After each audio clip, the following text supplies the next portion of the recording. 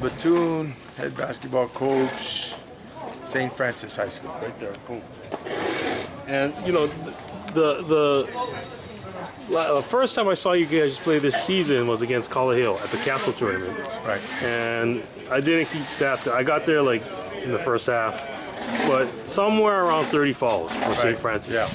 Well, and you needed to make changes, so. Yeah, well, you know, because we play an aggressive defense and we hedge out hard and we get in people's face, we tend to reach out and check our distance with our arm. So when you check your distance from the arm, you get called for something that you're not doing, which is a hand check. And they were calling it when the guy starts dribbling or anytime? Anytime, you know. So, you know, this is how, you know, we determine how far we are away from an offensive player to establish a defensive position. So once we tap a guy by the hip, you know, then we get called for hand check. So we have to change that and just, you know, trace down the ball with two hands rather than trying to distance ourselves from the defense. So just keeping the hands off. Yeah, just tracing down the ball. That seems to be working for us a little bit better. You say tracing, so if the guy lifts the ball up, you follow that. Yeah. So we just trace the ball. How long did it take for, you know, most of the guys to really get used to that? Well, it took a while because. Did you teach them that in JV? Yeah, you know, we teach them from intermediate that, you know, you gotta distance yourself so that we know when we can get a 5-second call or a 10-second call. That determines what we do. So they adjusted? It took a week, 2 weeks, 3 weeks? It took a couple of weeks, you know, for us to get that done. I think we did a little bit better job at the St. Louis tournament, although we were hurt physically, but you know, we didn't get too many of those calls because, you know, that's a turnover. We consider that a turnover. Anytime you get a hand check call or things of that nature. No, one of the guys just mentioned that he felt like at the OIA tournaments, like for example at McKinley, they'll call it tighter, whereas like over here, ILH officials, they won't call it quite as tight. They'll call it tight at the beginning and loosen up as it goes along. Do you notice a trend like that? Yeah, and that makes it bad because the call is a decision based on what the official sees. Yeah, so it's a judgment call. You know, I thought he hand checked. You know, an accidental hand onto a body is not a hand check. A hand check is deterring a player from going to a certain direction, you know, impeding his motion. That's a hand check. But, you know, if you distance yourself and you touch a player, that should not be a hand check. So the consistency on the officials' end, that will come through time and practice. Is it better now, or is it still kind of erratic as a whole? On the ILH side, it's a lot better. And because we communicate with the ILH officials before, during, and after the game. On the OIA side, we don't get a chance to talk to the officials very much unless we're participating in an OIA tournament. No, you're running this tournament, and it's a great tournament, but it's still a tournament, and time is of the essence. Yeah.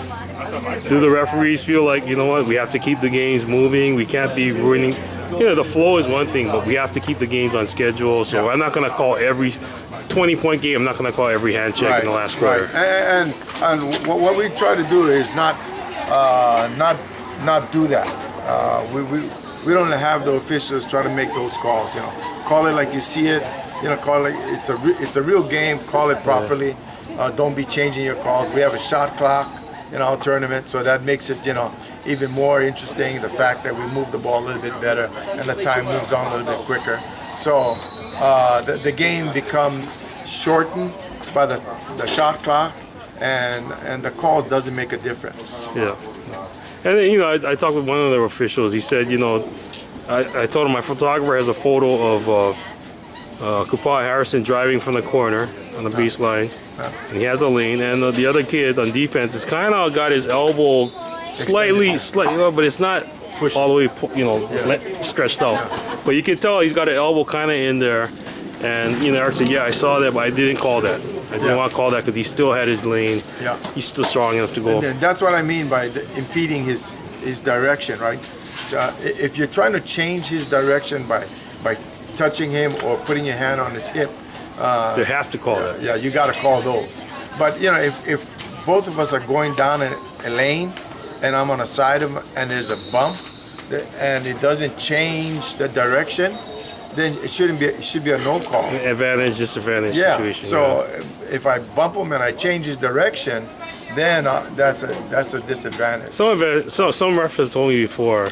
Here's one right there. That there's no such thing as advantage, disadvantage. It's not in the rule book. Well, now it is, because if you get a hand check, right, Yeah. and you get in a call, Yeah. that's a disadvantage. Yeah.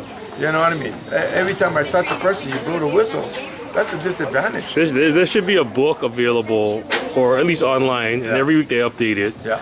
And this is the list of the officials that are calling everything. Yeah. Touch. Yeah, And this is a list of the guys who let you play more. Yeah.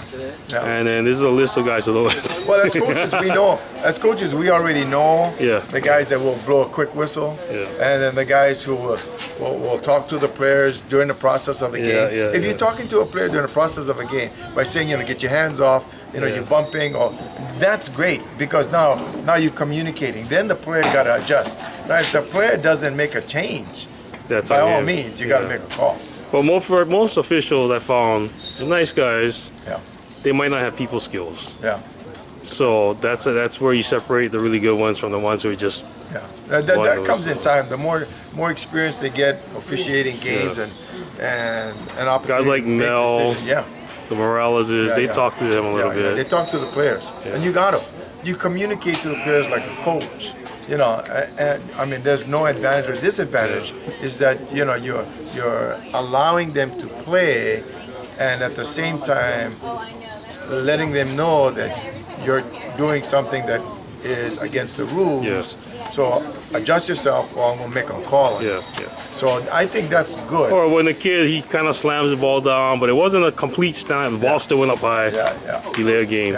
I think communication is the essence of the Some whole refs would have practice. just eat him right there. You can't do wasn't- that. It's not good. I think you don't want to take the game away from the players. And in this case, this rule, and sometimes take the game away from the players. So you guys are down to more like 15, 20 fouls a game?